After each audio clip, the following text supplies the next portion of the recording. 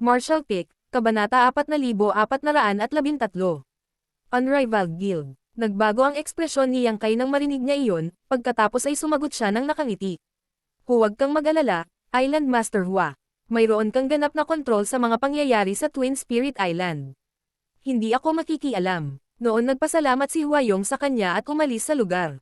Pagkaalis ng mag-asawa, nakangiting sinabi ng Lady Boss. Medyo maingat siya. Sigurado siyang nag-aalala na ang kanyang mga nasasakupan ay magsisimulang magkaroon ng iba pang mga ideya kung ang balita ay nag-leak. Hindi ito maaaring makatulong. Naiintindihan ni Yang Kai. Kung may lumabas na balita na nagawa niyang ilabas ang ilang tao sa Shadowless Cave Heaven, marami sa mga mula sa Twin Spirit Island ang matutuksong sumama sa kanya.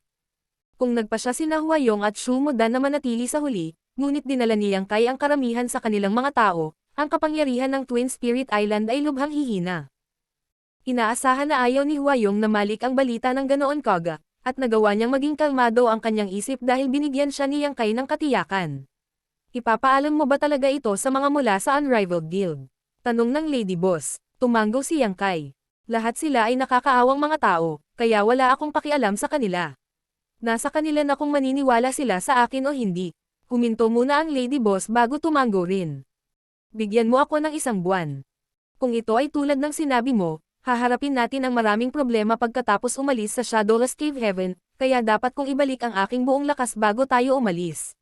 Siyempre, ilang sandali pa, lumabas si Yang Kai sa kubo na kawayan. Ang mga tao sa labas ng kubo ay nakatingin pa rin sa isa't isa, kaya't si Yang Kai ay direktang pumwesto sa pagitan ng magkabilang partido bago tumingin kay Mao Zedong. Pupunta ako sa Unrivaled Guild.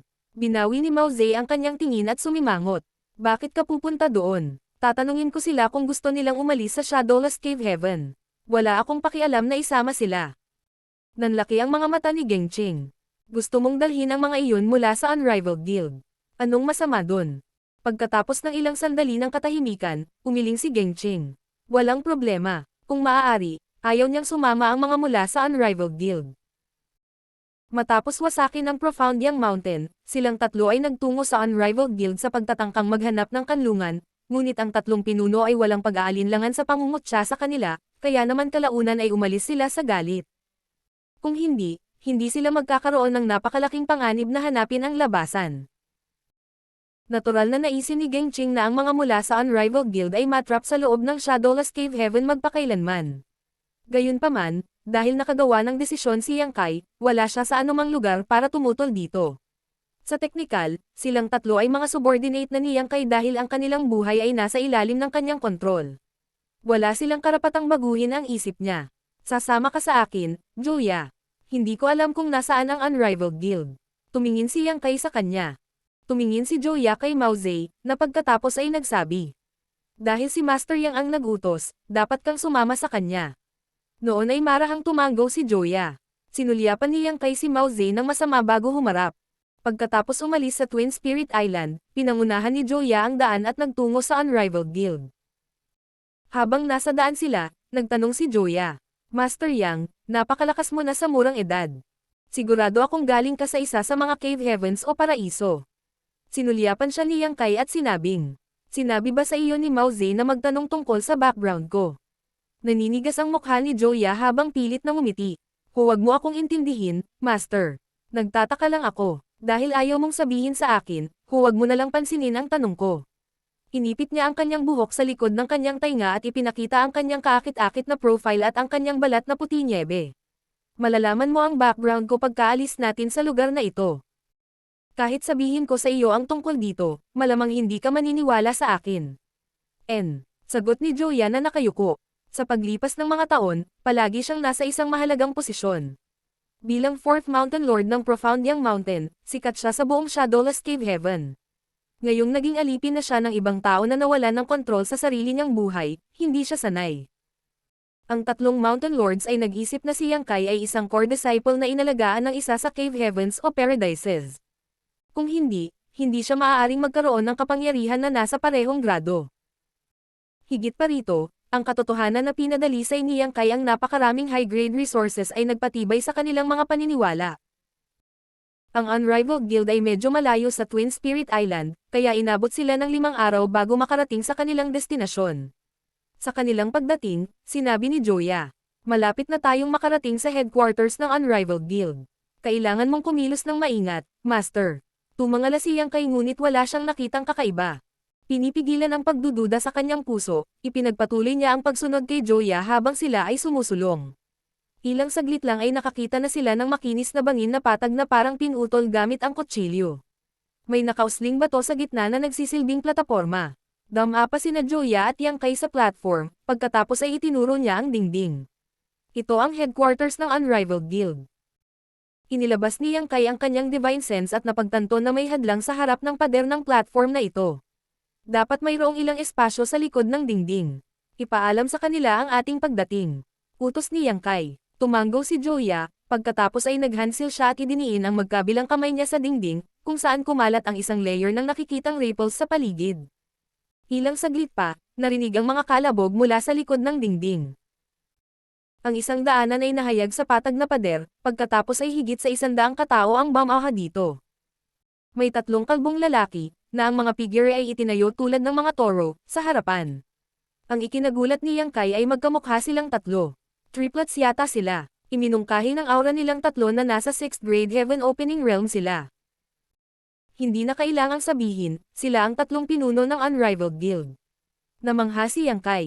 Sa paglipas ng mga taon, marami na siyang nakilalang kambal, ngunit ito ang unang pagkakataon na nakatagpo siya ng triplets. Ang kakaiba ay ang 3 matipunong kapatid na ito ay umakyat lahat sa 6th grade. Hindi katakataka na ang Unrivaled Guild ay nagawang harapin ang Profoundiang Mountain dahil ang magkakapatid ay nasa 6th grade heaven opening realm. Higit pa rito, dahil sila ay triplets, malamang na mayroon silang isang uri ng likas na koneksyon.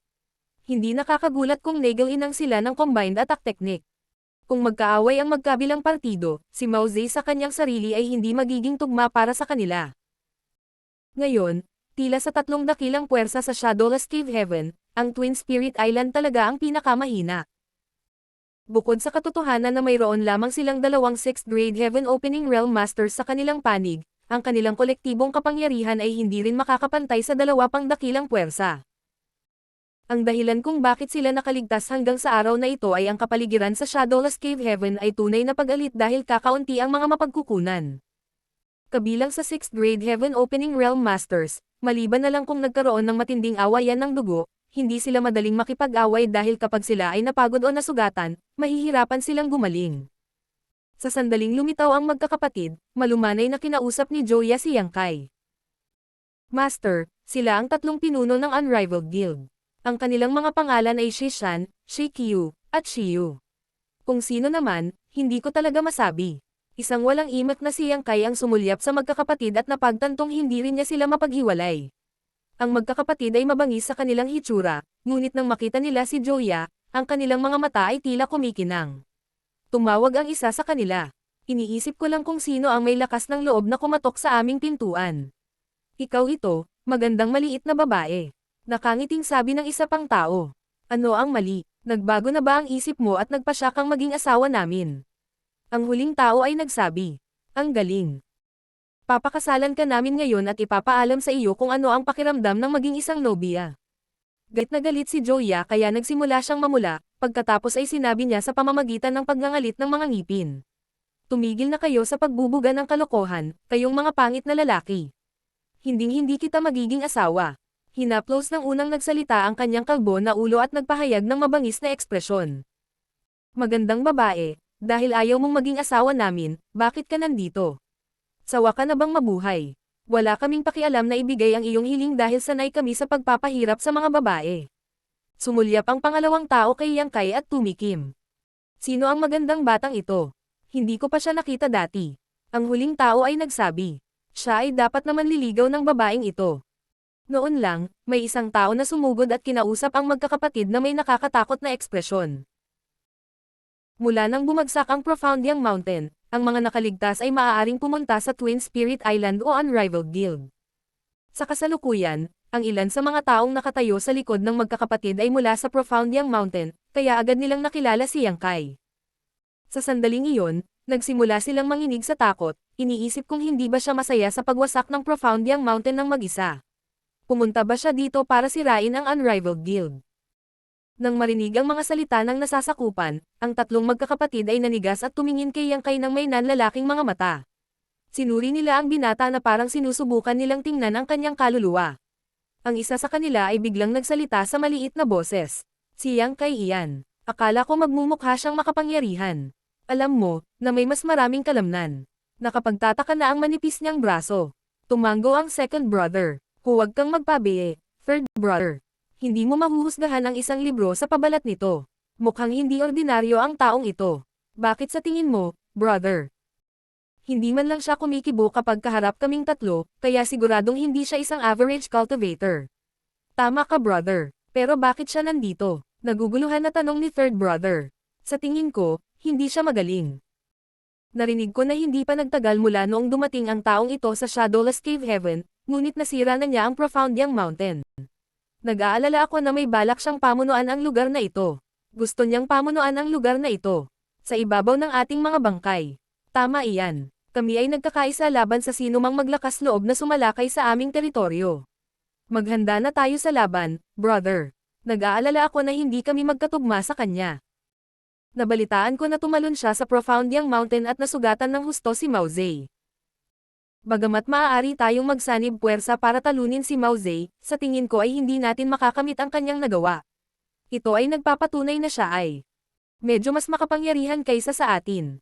Susubukan nating malaman kung kapareha ba namin siya. Bakit hindi na lang natin ipatawag ang ating mga trumpeta mamaya para masigurado na wala siyang sapat na oras para tumugon. Nagtipon-tipon ang magkakapatid habang tinatitigan nila si Yang Kai at pinag-uusapan ang kanilang mga taktika, ng malakas. Kumunot ang noo ni Yang Kai habang lumingon kay Joya, na ibinaba ang kanyang ulo at palihim na nagsalita. Mukhang ipinanganak na mahina ang mga taong ito. Ang isang walang imik na si Yang Kai ay nagtaka kung paano sila umakyat sa 6th grade heaven opening realm. Sa sinabi nito, malinaw na mayroon silang mga pambihirang kakayahan. Sa ngayon, tila nagkakasalungatan ang magkakapatid habang pinagtatalunan nila kung sino ang gagawa ng unang hakbang. Namula ang kanilang mga mukha dahil sa pagkabalisa. Umubo si Yang Kai sa kanyang kamao, pagkatapos ay itinaas ang kanyang kamao sa kanila. Pagbati, tatlong pinuno, ang pangalan ko ay Yang Kai. Pasensya na sa biglaang pagdalaw. Ano ang mga pangalan mo? Agad namang tumigil sa pagtatalo ang tatlo. Ang isa sa kanila ay malakas na tinapik ang sariling dibdib. Ang pangalan ko ay Shishan. Sinabi ng pangalawang tao, ako si Shikyu. Ang ikatlong tao ay nagsabi sa isang malungkot na boses. Shiyu, Martial Pick, Kabanata 4414. Pag-aalinlangan ni Huayong. Seryoso silang tinitigan ni Yang Kai sa pagtatangkang i-connecta ang kanilang mga mukha sa kanilang mga pangalan, ngunit ang kanyang pagsisikap ay walang kabuluhan. Hindi lamang magkamukha ang matipunong mga lalaking ito, ngunit magkatulad din ang kanilang mga kilos at boses. Higit sa lahat, halos magkapareho ang kanilang mga aura. Marahil kahit ang sarili nilang ina ay hindi makapaghihiwalay sa kanila. Nagpa siya si Yang Kai na sumuko habang sinabi niya, "Huwag mo akong intindihin. Ang Yang na ito ay walang masamang intensyon laban sa Unrivaled Guild. Hindi ko rin intensyon na pamunuan ang Shadowless Cave Heaven tulad ng pinag-aalala mo." Napabulala si Shio. Narinig niya ang usapan natin, brother. Isang bakas ng kalupitan ang bumungad sa mukha ni Shikyu. Mas mabuting kumilos muna tayo, kung hindi ay dahado tayo, brother. Nanlaki ang mga mata ni Shishan sa pagkabigla habang bumubuga siya ng nakakapasong hininga sa kanyang mga butas ng ilong. Habang tinatitigan niya si Yang Kai, ang kanyang tingin ay naging mabangis. Sa pagharap sa napipintong panganib, si Yang Kai ay napaatras ng ilang hakbang at itinaas ang kanyang mga kamay. Sandali. Hindi ko intensyon na makipaglaban sa inyong tatlo, at hindi rin ako narito para lumaban. Pumunta ako dito para sabihin sa iyo na nahanap ko na ang labasan ng Shadowless Cave Heaven na ito, at aalis ako sa loob ng 1 buwan. Kung gusto mo, pwede kang sumama sa akin. Kung hindi, hindi kita pipilitin. Nahirapan si Yang Kai na harapin ang tatlong ito. Bago pumunta sa lugar na ito, naisip niya ang iba't ibang mga pangyayari nang makilala niya ang tatlong pinuno ng Unrivaled Guild, ngunit hindi niya inaasahan na magiging ganito. Nahanap mo na ba ang labasan? Nagulat si Shishan nang mawala ang kalupitan sa kanyang mga mata. Oo, itinanggo ni Yang Kai ang kanyang ulo. Bakit ka namin paniniwalaan? Ang kawalan ng tiwala ay nakasulat sa buong mukha ni Shiyu habang nakatingin siya kay Yang Kai. Naghahanap kami ng labasan sa loob ng libu-libong taon ngunit walang resulta.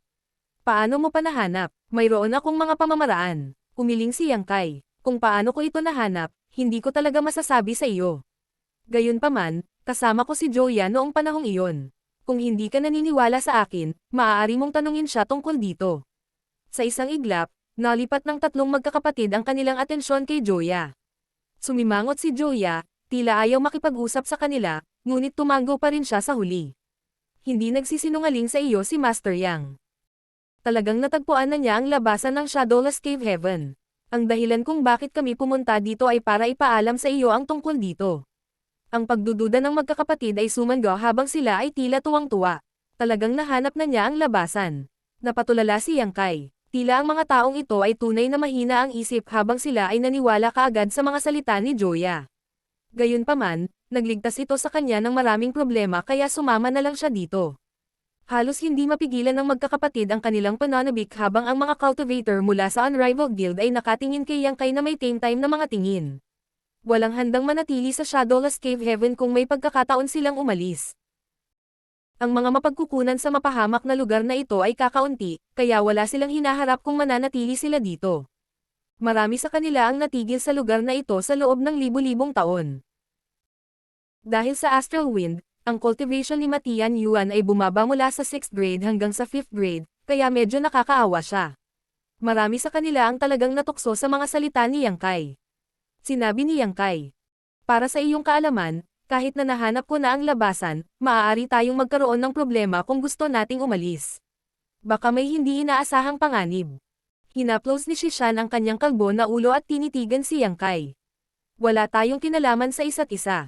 Dahil nahanap mo na ang labasan, maaari ka nang umalis ng mag-isa. Bakit ka pumunta para ipaalam sa amin? May lihim ka bang motibo?" Sina Shekyu at Shiyu ay agad na tumitig kay Yang Kai. Humagalpak ng tawa si Yang Kai.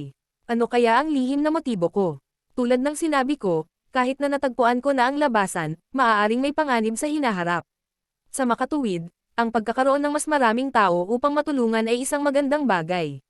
Kung handa kang sumama sa akin, maaaring kailanganin ko ang iyong tulong pagdating ng panahon." Nang marinig ng magkakapatid ang kanyang paliwanag, naunawaan ng magkakapatid ang kanyang intensyon. "Aalis ako sa Shadowless Cave Heaven sa loob ng 1 buwan.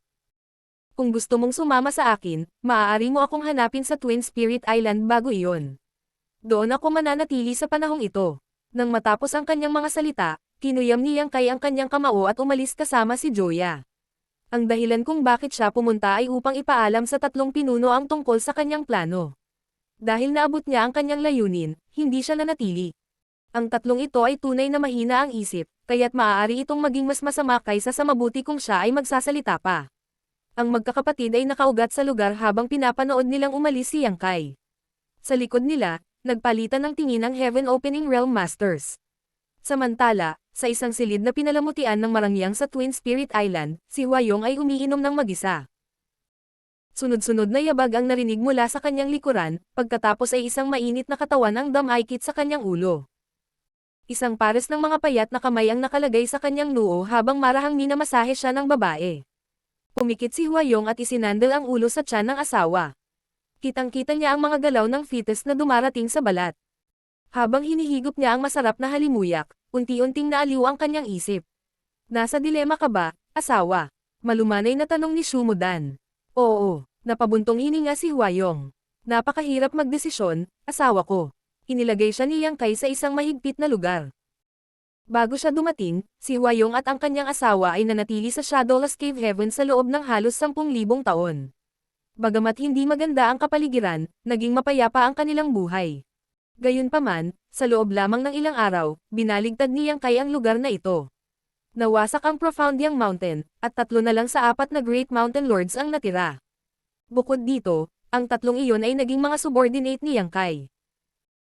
Higit pa rito, natagpuan ni Yang Kai ang labasan ng Shadowless Cave Heaven, na hindi nagawa ng mga cultivator sa lugar na ito sa loob ng libu-libong taon.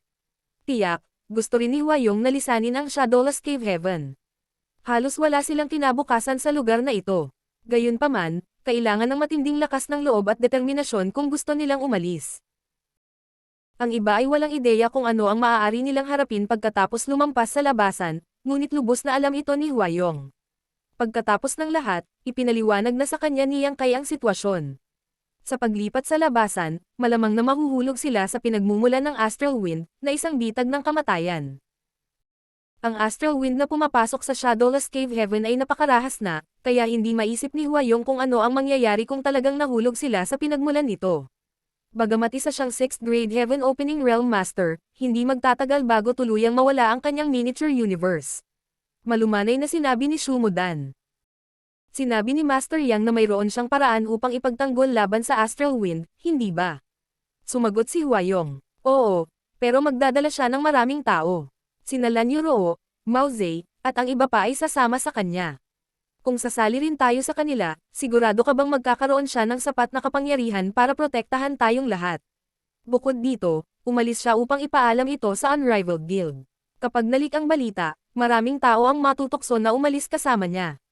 Sinabi ni Shumudan. Dahil nakagawa siya ng ganoong desisyon, malamang na may kapangyarihan siyang gawin ito. Umiling si Huayong. Nag-aalala ako na baka may mangyari. Ngumiti si Shumudan sa kanya. Dahil nahihirapan kang magdesisyon, bakit hindi natin isipin kung ano ang mangyayari kung mananatili tayo? Kung mananatili tayo. Pinaikit ni Huayong ang kanyang mga mata. Sinabi pa ni Shumudan. Kung mananatili tayo rito, malamang na tayo ang magiging nag-iisang tagapamahala ng Shadowless Cave Heaven. Siguradong aalis na si Mao Zedong at ang iba pa, at ngayon ay umalis na si Master Yang para sa Unrivaled Guild. Naniniwala ako na hindi kakayanin ng tatlong magkakapatid na iyon ang gayong tukso, kaya malamang na sumama sila. Sa panahong iyon, tayo na lang ang dalawa sa 6th grade Heaven Opening Realm Masters sa Shadowless Cave Heaven. Nagliwanag ang tingin ni Huayong habang nakikinig sa kanyang asawa. Kung iyon ang kaso, hindi naman talaga masamang manatili. Patuloy na sinabi ni Shumudan. Pagkatapos, maaari nating pagsamahin ang mga puwersa sa Shadowless Cave Heaven. Wala nang tatlong dakilang puwersa. Twin Spirit Island na lang ang matitira. Tama ka. Paulit-ulit na tumanggo si Huayong dahil halos hindi niya mapigilan ang kanyang saya. Pagkatapos ay nagpatuloy si Shumudan. Isisilang si Liner sa loob ng 1 o 2 taon. Dahil sa ating mga kakayahan, tiyak na mapapalaki natin siya ng maayos.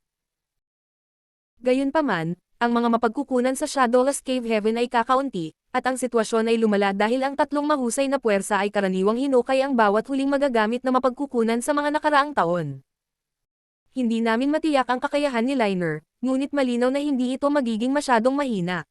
Gayunpaman, hanggang saan siya makakarating ng walang mapagkukunan? Ang world energy sa Shadowless Cave Heaven ay mahirap sa simula, kaya marahil ay maabot niya ang Origin King Realm o ang Dao Source Realm. Sa anumang kaso, hinding-hindi siya makakarating sa Heaven Opening Realm, na nangangahulugang magiging maikli lang ang kanyang buhay. Pagkatapos niyang mamatay sa katandaan, personal na natin siyang ililibing. Habang pinakikinggan siya ni Huayong na nagsasalita hanggang ngayon, hindi niya maiwasang kiligin. Pagkatapos, tumalikod siya at idiniin ang kanyang mga kamay sa tiyan nito na para bang sinusubukan niyang protektahan ang kanyang anak. Tinitigan niya ang kanyang asawa at sinabing, "Pakiusap, huwag mong sabihin ang mga nakakatakot na bagay." Tahimik lang siyang tinitigan ni Shumudan. Nang magtama ang kanilang mga mata, sa wakas ay natanto ni Huayong ang intensyon ng kanyang asawa. "Sinisikap mo akong hikayatin na umalis, hindi ba?" Umiling si Shumudan. "Dahil ang misis na ito ay kasal sa iyo, susundan kita magpakailanman at susuportahan ang anumang desisyon na gagawin mo. Kung gusto mong manatili sa lugar na ito, mananatili ako dito kasama mo. Kung gusto mong umalis, susunod ako. Gayunpaman, may anak na tayo ngayon, kaya sana ay isipin mo rin ang kanyang kinabukasan." Habang nagsasalita siya, buong pagmamahal niyang hinahaplos ang kanyang tiyan. Isang nag-aalangan na Huayong ang nagsabi. Ngunit ang pinagmulan ng Astral Wind. Sinabi ni Shumudan. Dahil determinado si Master Yang na umalis, dapat siyang magkaroon ng kumpiyansa upang makamit ang kanyang layunin. Hindi siya magkakaroon ng ganoong kalaking panganib kung walang pagkakataong mabuhay. Walang handang itapon ang kanilang buhay para sa wala. Saglit na kumunot ang noo ni Huayong bago niya sinabi, "Pakiusap, hayaan mo akong matulog dito." Malumanay na tumanggo si Shumudan. "Pakiusap, huwag kang mabigatan sa anumang paraan. Susuportahan kita kahit anong mangyari." Hinawakan ni Huayong ang kanyang mga kamay. Wala na siyang mahihiling pa dahil mayroon na siyang asawang tulad nito. Pagkaalis niya, inubos ni Huayong ang ilang bote ng alak at medyo nahihilo. Sa paggawa ng desisyon, sinabi niya sa kanyang nasasakupan na ipaalam kaagad sa kanya kapag bumalik si Yang Kai. Tumanggo ang nasasakupan at umatras. Makalipas ang mga 5 araw, bumalik si Yang Kai sa Twin Spirit Island at nagsimulang mag-ayos ng space array sa kagubatan ng kawayan. Ang Lady Boss ay nangangailangan ng 1 buwan o higit pa upang ganap na gumaling mula sa backlash mula sa pagsusuot ng Blood Monster Battle Dress, kaya ginamit ni Yang Kai ang oras na ito ng produktibo. Dahil mayroon ng space array sa harap ng labasan, ang pag-aayos dito ay nagbigay daan sa kanya upang madaling makagalaw. Habang abala siya, may nagpaalam sa kanya na iniimbitahan siya ni Huayong sa isang handaan. Martial Pick, Kabanata 4415. Pagsali sa Voidland. Sa main hall, nakaupo sina Huayong at Yang Kai habang sumasayaw sa harap nila ang isang grupo ng mga kurbadang babae. Ang tanawing ito ay medyo bihira dahil walang sinuman sa Shadowless Cave Heaven ang nasa ibaba ng Heaven Opening Realm. Iyon ay dahil ang sinumang wala sa Heaven Opening Realm ay hindi pinayagang pumasok. Sa madaling salita, ang mga babaeng sumasayaw ay pawang Heaven Opening Realm Masters. Bagamat nasa low grade sila, Heaven Opening Realm Masters pa rin sila. Tanging sa isang espesyal na kapaligiran tulad ng Shadowless Cave Heaven ay ibababa ng mga babaeng ito ang kanilang pride at dignidad upang mabuhay sa ganoong paraan. Sa labas ng mundo, kahit na ang Cave Heavens and Paradises ay hindi hahayaan ang Heaven Opening Realm Masters na gawin ang ganoong bagay. Habang tumutunog ang melodic na musika, ang mga hourglass figure ay matikas na sumayaw. Ang mga babaeng ito, na may iba't ibang estilo ng kagandahan, ay sinubukan ang kanilang makakaya upang ipakita ang kanilang mga pakinabang at akitin si Yang Kai. Narinig nila na nag-iisang winasak ni Yang Kai ang Profound Yang Mountain, at maging ang 3 Mountain Lords ay naging mga subordinate niya. Kung interesado si Yang Kai sa kanila at handang protektahan sila, masisiyahan sila sa magandang buhay. Sa gilid, pinagmasdan ni Huayong si Yang Kai at napagtanto na kahit na nag-e-enjoy ang binata sa palabas, hindi siya nagpakita ng anumang pagnanasa sa mga babaeng ito. Bagamat nabigo si Huayong, hinangaan niya ang katotohanan na si Yang Kai ay tila hindi nagpapakasawa sa gayong mga mapagmahal na libangan, na isang pambihirang katangian. Pagkatapos ng 3 ikot ng alak, iwinagayway ni Huayong ang kanyang kamay para sumenyas na umalis ang mga babae. Ibinaba ni Yang Kai ang kanyang tasa ng alak at tinitigan ang matandang lalaki. May kailangan ka bang gawin, Island Master Hua? Siguradong may dahilan si Huayong sa pag-imbite sa kanya sa isang piging. Iniisip ni Yang Kai na ito ay tungkol sa pag-alis sa Shadowless Cave Heaven, ngunit hindi siya sigurado kung ano ang gagawin niya. Isang natakot na Huayong ang sumagot. Hindi ako mangangahas, Brother Yang. Isa kang makapangyarihang tao na nag-iisang winasak ang Profound Yang Mountain at pinasuko si Mao Zedong. Hinding-hindi makakamit ng Hua na ito ang nagawa mo. Hindi ako mangangahas na sabihin sa iyo na gumawa ng kahit ano. May mga tanong lang ako na gusto kong itanong sa iyo. Sinenyasan siya ni Yang Kai na magtanong. Pagkatapos sukatin ang kanyang mga salita, nagtanong si Huayong. Saang Cave Heaven o Paraiso kagaling, Brother Yang? Hindi makapaniwala si Yang Kai na mayroon ding ganitong uri ng haka-haka si Huayong. Tinanong siya noon ni Joya tungkol dito, na dapat ay utos ni Mao Zedong. Ngayon lang niya napagtanto na si Huayong ay may parehong damdamin. Gayunpaman, hindi ito nakakagulat. Siya ay nagpakita ng isang kapangyarihan na higit na mas malaki kaysa sa mga nasa parehong grado. Sa karamihan ng mga tao, isang piling tao lamang mula sa isa sa mga Cave Heavens o Paraiso ang may kakayahang gawin iyon. Umiling si Yang Kai na may walang magawang ngiti. Iyon ay isang hindi pagkakaunawaan, Island Master Hua. Itong si Yang ay isa lamang buhong cultivator. Hindi ako mula sa isa sa mga Cave Heavens o Paraiso. Napabulala si Huayong. Hindi pwede. Hindi siya makapaniwala na maaaring maging napakalakas ni Yang Kai kung ang huli ay hindi mula sa isa sa Cave Heavens o Paradises. Sinabi ni Yang Kai. Totoo ito. Napabuntong hininga si Huayong habang lalong humahanga sa binata. Napakalakas na ni Yang Kai noong hindi siya mula sa isa sa Cave Heavens o Paradises. Magiging mas kakilakilabot pa kaya siya kung galing siya sa isa sa mga iyon. Pagkatapos ng ilang sandali ng pag-aalinlangan, nagtanong si Huayong. Wala ka bang anumang pundasyon sa labas ng mundo, Brother Yang? Matapat na sumagot si Yang Kai. Nagtatag ako ng puwersa na tinatawag na Voidland at ngayon ay nagsisilbing master nito. Nang marinig iyon, gumaan ang loob ni Huayong, sa pag-aakalang may basehan ang binata. Bagamat ang Voidland ay parang pangalan ng isang second-class Great Force, ito ay inaasahan dahil si Yang Kai ay isang mid-grade Heaven Opening Realm Master. Hindi napigilan ni Huayong na alalahanin ang nakaraan. Bago pumunta sa Shadowless Cave Heaven, mayroon din kaming teritoryo sa labas ng mundo, ngunit 10,000 taon na ang nakalipas. Malamang na inookupahan na ng iba ang lugar na iyon. Nakangiting sumagot si Yang Kai. Ano ang dapat ipag-alala dahil buhay ka pa? Pareho kayong nasa 6th grade heaven opening realm. Kung aalis ka sa Shadowless Cave Heaven, maaari mong sakupin ang anumang spirit province at bumangon muli.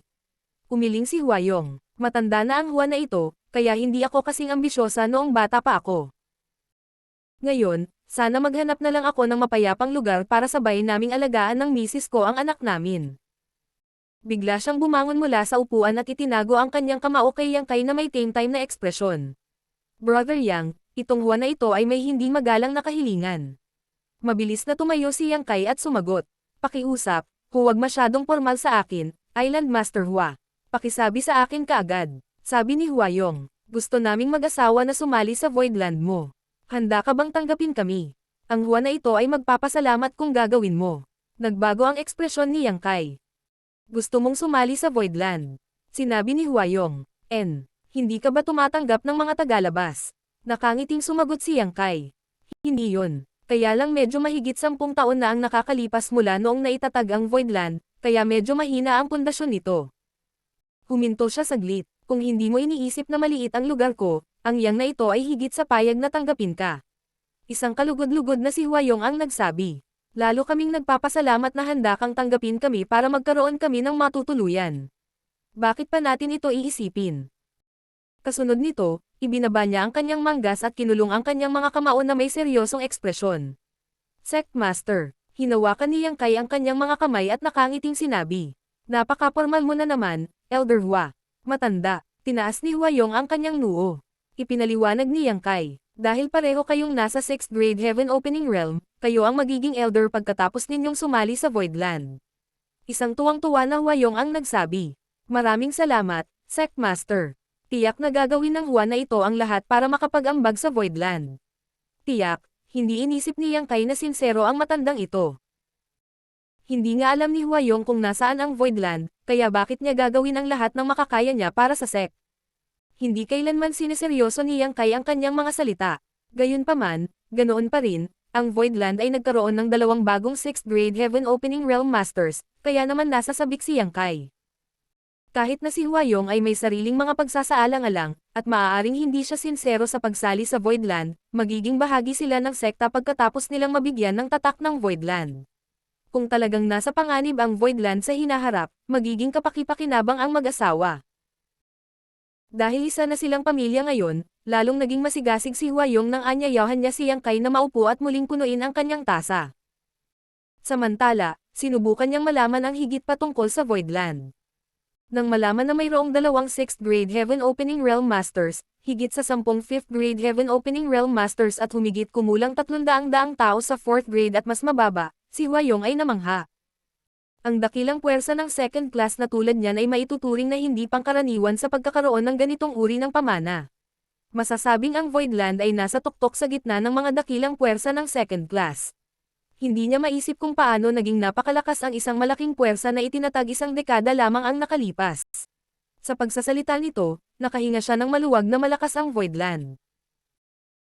Siya at ang kanyang asawa ay sasali sa Voidland pagkatapos nalisanin ang Shadowless Cave Heaven, kaya sa sobrang lakas ng sect bilang kanilang suporta, mas magiging kumpiyansa sila kapag nakikitungo sa anumang mga gawain sa labas ng mundo. Pagkatapos nilang uminom ng kaunti, nagretiro si Yang Kai sa kanyang silid. Malamang na tinanong ni Huayong kung gusto ni Yang Kai na pagsilbihan siya ng mga babaeng sumayaw kanina sa kama, ngunit tinanggihan ito ng huli. Hindi na niya ito binanggit nang makita siyang umalis at ikinuyom ang kanyang kamao. Sect Master, ipapaalam ko ito sa mga tao sa Twin Spirit Island bukas para makapagdesisyon sila kung gusto nilang umalis. Kapag dumating na ang oras na umalis sa Shadowless Cave Heaven, susundan ka namin ng aking asawa. Pakiusap, alagaan mo kami. Tumanggo si Yang Kai. Huwag kang mag-alala, Elder Hua. Pagkaalis ni Yang Kai, nakahinga ng maluwag si Huayong, pagkatapos ay nag-shuffle siya patungo sa kanyang kwarto para sabihin sa kanyang asawa ang nangyari. Habang inaalala ni Yang Kai ang pangyayari kanina habang patungo sa kagubatan ng kawayan, hindi niya maiwasang mapangiti. Talagang nagulat siya na biglang hiniling ni Huayong na sumali sa Voidland. Gayunpaman, kung siya ang nasa kanyang posisyon, gagawin niya ang parehong desisyon. Nagpa siya si Huayong na umalis sa Shadowless Cave Heaven kasama si Yang Kai, ngunit nag-aalala siya na hindi niya mapoprotektahan ang kanyang asawa at ang kanyang sarili pagkatapos mahulog sa pinagmulan ng astral wind. Sa panahong iyon, ang kanilang buhay ay nakasalalay kay Yang Kai.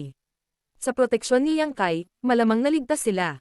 Gayunpaman, kung hindi sila protektahan ni Yang Kai, sila ay nakatakda sa kamatayan. Ngayong sumali na sila sa Voidland, kailangang tiyakin ni Yang Kai ang kanilang kaligtasan dahil siya na ngayon ang kanilang sect master. Sa ganitong koneksyon sa pagitan nila, maaaring sundin ng mag-asawa si Yang Kai nang may kapayapaan ng isip. Kung hindi, hindi sila madaling pumanig sa anumang malaking puwersa dahil sila ay nasa 6th grade heaven opening realm. Gayunpaman, dahil sinangayunan ito ni Huayong, maraming tao ang sama-sama dahil marami sa mga mula sa Twin Spirit Island ang gustong umalis ng magkasama. Hindi tiyak kung gustong sumama ng mga mula sa Unrivaled Guild ngunit hindi rin naabala si Yang Kai. Sa pagbabalik sa kagubatan ng kawayan, nagsimulang maging abala si Yang Kai. Makalipas ang kalahating araw, natapos ang space array. Sinubukan niya ito at nakumpirma na madali niyang mararating ang labasan. Ngayong handa na ang lahat, hinintay na lang niyang makabawi ang Lady Boss bago sila umalis. Naging mapayapa ang buhay sa mga sumunod na araw nang pinuhin ni Yang Kai ang Heaven Opening Pills at mga mapagkukunan para palakasin ang pamana at world force ng kanyang miniature universe. Katulad ng sinabi ni Chef, nang maabot ng isang cultivator ang Heaven Opening Realm, kailangan niyang seryosohin ang kanyang miniature universe. Ang pag-iipon ay tumagal ng napakahabang panahon, kaya hindi madaling umakyat sa susunod na grado. Pagkalipas ng ilang araw, sumugod si Huayong sa kagubatan ng kawayan at nagulat. Sect Master, ang tatlong magkakapatid na lalaki mula sa Unrivaled Guild ay dumating kasama ang isang grupo ng mga tao at sumigaw na gusto kanilang makita. Isang kislap ang sumilay sa mga mata ni Yang Kai. Nang maalala niya ang tatlong matipunong lalaki, bahagyang namula ang kanyang mukha. Nandito ba sila para makipag-away, o gusto nilang umalis kasama ko? Wala silang sinabi. Umiling si Huayong. Gusto ka lang nilang makilala at nabanggit na ikaw ang nagsabi na pumunta sila rito. Mukha silang mabangis, kaya sa palagay ko ay malamang na hindi sila maganda. Sumakit ang ulo ni Yang Kai nang sabihin niya. Puntahan natin sila. Siya ang nagsabi na pumunta sila rito kaya hindi niya napigil ang magtago sa kanila. Sa sandaling iyon, nagsisi siya na ipaalam ito sa tatlo. Dapat ay hinayaan niya silang mapahamak sa lugar na ito ng mag-isa. Kung talagang aalis sila, tiyak na gagawa sila ng gulo sa labas ng mundo sooner or later. Pagkatapos umalis sa Twin Spirit Island, nakita ni Yang Kai ang magkakapatid na nakatayo sa labas ng isla kasama ang isang grupo ng Heaven Open Realm Masters sa likod nila. Nang makita si Yang Kai, agad siyang pinandilatan ng magkakapatid. Ang isa sa kanila ay sumigaw. Yang Kai, lahat kami ay nandito ngayon. Kailan tayo aalis? Tinitigan sila ng walang imak na si Yang Kai at nagtanong. Iniiwan ba ninyo ang Shadowless Cave Heaven kasama ko? Siyempre, ang isa pang tao ay naiinip na sumigaw. Kung hindi, bakit kami napunta dito? Ang ikatlong tao ay humiling. Tumigil ka na sa pagbubuga ng kalokohan. Umalis na tayo. Ang mukha ni Yang Kai ay kumaibot ng mas malakas kaysa dati habang ipinaliwanag niya. Maaaring may ilang hindi inaasahang panganib. Kung hindi ka mag-iingat, maaari kang mawalan ng buhay. Pwede bang pag-isipan ninyong lahat? Bigla na lang, wala na siyang ganang isama ang magkakapatid na ito. Marshall Pick, Kabanata 4416. Pag-alis. Ano ang dapat pag-isipan? Ang unang kapatid na nagsalita ay sumigaw. Dahil may pagkakataong umalis, bakit hindi namin ito tatanggapin? Kailangan ba talagang maghintay ng kamatayan dito? Simple lang ang isipan at prangka nilang tatlo kaya hindi na nakapagtataka kung ganoon sila kersulot sa kanilang mga kilos. Kakasabi lang ni Yang Kai sa kanila tungkol dito kanina, pero talagang tinawagan nila ang rule at lumapit. Dapat pansinin na hindi sila magkaibigan sa simula, ni hindi sila nakipag-ugnayan bago ang nakaraang pulong. Karamihan sa mga tao ay magkakaroon ng ilang mga pagdududa. Kinailangan ni Huayong na sumali sa Voidland bago siya nagkaroon ng lakas ng loob na umalis kasama si Yang Kai. Kung hindi, hinding-hindi niya mapapanatag ang kanyang isipan. Mahigit 100 katao mula sa Unrivaled Guild ang dumating. Ang mga taong ito ay nakatayo sa likuran ng magkakapatid habang nakatitig sila kay Yang Kai ng may tame time at nakakapangiwi na mga tingin. Tiyak, hindi lahat ng mula sa Unrivaled Guild ay dumating. May mga taong nagdududa pa rin, kaya nagpasya silang manatili. Sa sinabi nito, ang 100 cultivator ay maraming tao. Matapos itong pag-isipan, sinabi ni Yang Kai, hindi tayo maaaring umalis ngayon. Mangyaring huminahon at hintayin mo ako dito ng ilang oras. Aalis lang tayo kapag handa na ang lahat. Pagkatapos, lumingon siya kay Huayong. pakiusap, tulungan mo silang ayusin. Ang bagay na ito ay nagbibigay ng sakit sa ulo ni Huayong, ngunit sumagot pa rin siya.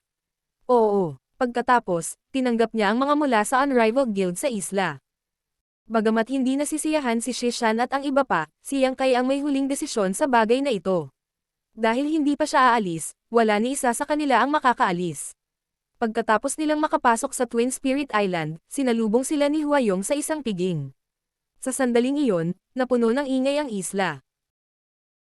Bago ito, nakipag-usap na si Huayong sa kanyang mga pinagkakatiwalaan at ipinaalam sa kanila na aalis siya kasama si Yang Kai. Sumama pa siya sa Voidland. Ang mga taong ito ay maaaring magpasya kung gusto nilang umalis. Gayunpaman, kakaunti lamang ang bilang ng mga pinagkakatiwalaan ni Huayong, kaya hindi pa nalalabas ang balita. Dahil dumating na ang mga mula sa Unrivaled Guild, gayunpaman, karaniwang alam na ito ng lahat ngayon. Sa sandaling iyon, ang mga mula sa Twin Spirit Island ay natukso. Sa paglipas ng mga araw, si Shishan at ang iba ay bibisita kay Yang Kai paminsan-minsan at hinihimok siyang umalis. Isang bigong Yang Kai ang nagsabi kay Mao Ze at sa iba pa na magbantay sa labas ng kagubatan ng kawayan upang walang makaabala sa Lady Boss. Pagkaraan ng isang buwan, nawala ang harang sa labas ng kubo ng kawayan nang lumabas ang Lady Boss. Si Yang Kai, chef, at accountant, na naghihintay sa labas, ay tumingin sa kanya. Nang makita nila na ang kanyang balat ay kumikinang at ang kanyang aura ay stable, na nangangahulugang naalis na niya ang nagtatagal na Monster Chi, sila ay nakahinga ng maluwag. Sa Shadowless Cave Heaven, ang Lady Boss at ang iba pa ay maraming beses nang nagtiis sa Astral Wind noon, na hindi maiiwasang nagdulot ng ilang pagkalugi sa kanilang miniature universe. Gayunpaman, hanggat ang kanilang mga pundasyon ay hindi nasira, maaari nilang bayaran ang mga pagkalugi sa madaling panahon, kaya hindi ito malaking bagay. Matapos sabihin ni Yang Kai sa Lady Boss ang tungkol sa nangyayari sa Twin Spirit Island, nag-aalala siya. Kaya mo bang protektahan ang napakaraming tao ng mag-isa? Batay sa sinabi mo, malamang na higit sa 200 katao ang makakasama. Walang magiging problema kung ang hangin sa pinanggalingan ng Astral Wind ay hindi masyadong malakas. Gayunpaman, kung ito ay mas marahas, maaaring mahirap para sa akin na ganap na palayasin ito. Naisip ito ni Yang Kai. Mayroon akong 6 Directions Wish Pouch na maaaring magimbak ng ilang tao. Nakuha niya ang 6 Directions Wish Pouch mula kay Shu Huang. Kung paano ginawa ang artifact, wala siyang ideya. Gayunpaman, ang espasyo sa loob ng pouch ay napapalawak, kaya ito ay medyo kamangha-manghang. Higit sa lahat, maaari rin itong tumanggap ng Heaven Opening Realm Masters. Gayunpaman, hindi alintana kung gaano kahanga-hanga ang pouch, dapat mayroong limitasyon. Dati, itinago lamang ni Yang Kai ang isang maliit na bilang ng Heaven Opening Realm Masters sa loob nito, kaya wala siyang ideya kung ano ang limitasyon. Napabuntong hininga ang Lady Boss. Sa kasamaang palad, walang high-grade Heaven Opening Realm Master sa atin. Ang miniature universe ng gayong tao ay kayang tumanggap ng maraming tao at makatulong na ibahagi ang iyong pasanin. Ang miniature universe ng isang high-grade Heaven Opening Realm Master ay ganap na na-materialize, kaya maaari itong tumanggap ng mga buhay na nilalang. Kahit sino ay maaaring pumasok dito hanggat ang kanilang grado ay hindi mas mataas kaysa sa high-grade Heaven Opening Realm Master. Sa madaling salita, maaaring panatilihin ng sinumang 7th grade Heaven Opening Realm Master ang mga tao sa 7th grade at mas mababa sa loob ng kanyang miniature universe. Nang dumating si Yang Kai sa Outer Universe noong nakaraan, nakita niya ang Fire Spirit Land Protector Venerable Duanhai mula sa 7 Openings Land na humantong sa kanya sa isang portal, kung saan ay may isang universe. Ngayon, maliwanag kay Yang Kai na hindi ito ang miniature universe ni Duanhai. Iyon ay dahil si Duanhai ay nasa 4th grade lamang, kaya ang kanyang miniature universe ay hindi kayang tumanggap ng mga buhay na nilalang. Ang nakita niya noon ay malamang na isang divine ability na ginawa ni Duanhai o ang projection ng kanyang miniature universe. Gayunpaman, si Yang Kai at ang iba ay masyadong mahina sa nakaraan, kaya hindi nila nagawang manghusga. Kaya naman, naisip nila na ito ay ang miniature universe ni Duanhai. Bagamat si Yang Kai ay isang 6th grade Heaven Opening Realm Master, ang kanyang miniature universe ay iba sa iba pang Heaven Opening Realm Masters. Iyon ay dahil ang kanyang miniature universe ay maaaring tumanggap ng mga buhay na nilalang mula noong pinagsama niya ito sa kanyang small sealed world. Gayunpaman, ang isang high-grade cultivator ay hindi karaniwang nagpapanatili ng sinuman sa loob ng kanilang miniature universe dahil may malaking panganib na nauugnay sa paggawa nito. Kung ang isang taong may masamang hangarin ay nagdulot ng ilang pinsala sa loob ng kanilang miniature universe, ang Lady Boss ay magdurusa ng napakalaking kawalan. Hahayaan lamang ng isang tao na pumasok sa kanilang miniature universe kung mayroon silang ganap na pagtitiwala sa taong iyon. Pagkatapos ng maikling talakayan, nagpadala si Yang Kai ng mensahe kay Huayong, na agad na tumugon. Dahil handa na ang lahat ng mula sa Twin Spirit Island at Unrivaled Guild, maaari silang umalis anumang oras. Kasunod nito, sinabihan sila ni Yang Kai na magtipon sa kagubatan ng kawayan. Ilang sandali pa, isang malaking grupo ng mga tao ang nagmarcha papunta sa kagubatan ng kawayan. Ang 200 plus na mga tao ay hinati sa dalawang grupo. Isa sa mga grupo ay mula sa Twin Spirit Island at pinangunahan ni Huayong at Shumudan. Ang isa pang grupo ay mula sa Unrivaled Guild na pinamunuan ng Shi Brothers. Ang mag-asawa ay humakbang pasulong at sumaludo kay Yang Kai, pagkatapos ay sinabi ni Huayong. Sectmaster, lahat ng tao mula sa Twin Spirit Island ay handa na. Nandito lahat ang mga taong handang umalis. Sinulyapan ni Yang Kai ang mga tao sa likod niya at tumango. Nang marinig ni Mao Ze at ng iba pa, na nakatayo sa likod ni Yang Kai, kung paano siya hinarap ni Huayong, bahagyang nagbago ang kanilang mga ekspresyon nang mahulog sila sa sarili nilang mga iniisip. Nawalan ng pasensya ang Shi Brothers matapos maghintay nitong mga nakaraang araw, kaya sa sandaling ito, hinimok ng isa sa kanila si Yang Kai sa malakas na boses. Kailan tayo aalis? Bakit lagi kang nagdududa? Nakangiting tumingin sa kanila si Yang Kai. Handa na tayong umalis. Natuwa ang magkakapatid habang nakangiting sinabi ng isa sa kanila. Mabuti. Hindi na natin kailangang maghintay pa. Habang sinusulyapan ni Yang Kai ang karamihan, sinabi niya. Marami sa inyo ay mula sa iba't ibang puwersa, at maaaring may ilang sama ng loob sa pagitan ninyo. Gayunpaman, dahil napagpasyahan niyong umalis kasama ako, sana ay isantabi mo ang mga sama ng loob at magtrabaho sa isa't isa. Kung sino man ang maglalakas loob na gumawa ng anumang maruming pandaraya o maghasik ng kaguluhan sa kalsada, tuturuan ko sila ng leksyon kahit sino pa sila. Kahit na natagpuan ko na ang labasan ng Shadowless Cave Heaven at may kumpiyansa akong umalis sa lugar na ito, maaari tayong makatagpo ng ilang hindi inaasahang panganib sa panahon ng proseso. Baka mawalan tayo ng buhay anumang oras, kaya kung ayaw mong makipagsapalaran, mas mabuting manatili ka rito para hindi ka magsisi sa huli. Tahimik na nakatingin sa kanya ang lahat ngunit walang umalis. Noon lang, kinuyam ni Huayong ang kanyang kamao at sinabing, susunod kami sa utos mo, Sectmaster. Kung sino man ang manggahas na ilagay sa panganib ang aming plano, hindi sila bibitawan ng Huwa na ito. Malumanay na tumango si Yang Kai.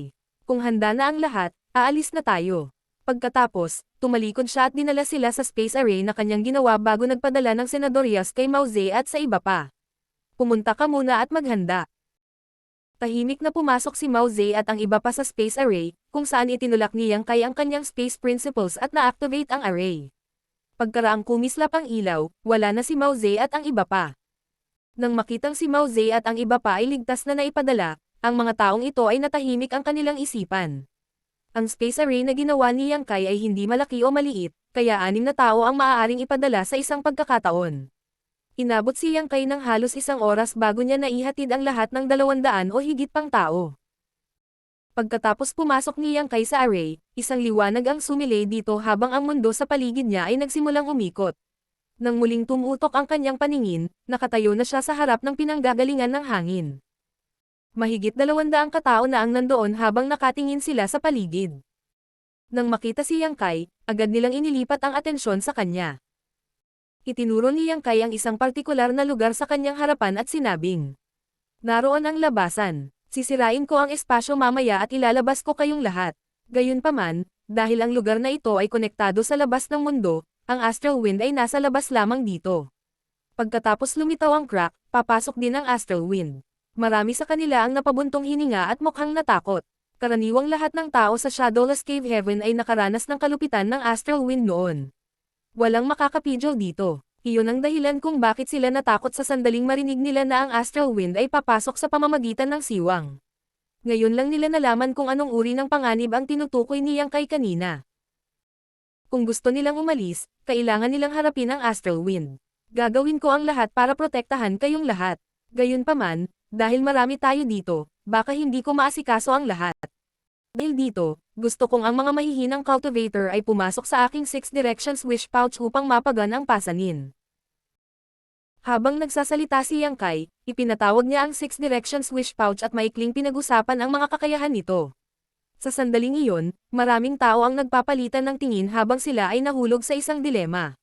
Ang Six Directions Wish Pouch ay talagang kamangha-mangha dahil kaya nitong tumanggap ng Heaven Opening Realm Masters. Gayunpaman, kapag nakapasok na sila sa pouch, mawawalan sila ng kontrol sa sarili nilang buhay. Kung ang pouch ay nawasak, ang mga tao sa loob nito ay agad napapatayin ng walang pagkakataong lumaban. Gayunpaman, wala sila sa anumang posisyon para tumutol ngayon. Si Yang Kai ay isang tao lamang, at dahil napakaraming tao ang sama-sama ngayon, ang ilan sa kanila ay kailangang pumasok sa bag upang pagaanan ang kargada. Direktang sinabi ni Huayong at ng Shi Brothers sa mahihinang cultivator na ipasok ang pouch. Bagamat nag-aatubili sila, wala silang ibang pagpipilian. Gamit ang bag sa kanyang kamay, sunod-sunod na inimbak ni Yang Kai ang mga tao sa loob nito, karamihan sa mga nasa 2nd grade at sa 3rd grade. Matapos mailagay ang humigit kumulang 100 katao sa loob, sa wakas ay napagtanto ni Yang Kai na ang pouch ay umabot na sa limitasyon nito. Kung patuloy niyang pinapasok ang mas maraming tao sa loob nito, may panganib na sumabog ang pouch. Kaya naman huminto siya. Gayunpaman, ngayon, mayroon din siyang malabong na paghuhusga sa limitasyon ng bag. Ang bilang ng mga tao na maaaring panatilihin ng bag ay tila may kinalaman sa paglilinang. Kung ang mga taong iniingatan sa loob ng bag ay malakas, ang artifact ay maaari lamang tumanggap ng isang maliit na bilang. Kung lahat sila ay mid-grade Heaven Opening Realm Masters, malamang na 20 o higit pang tao lang ang kayang itago ng bag sa loob.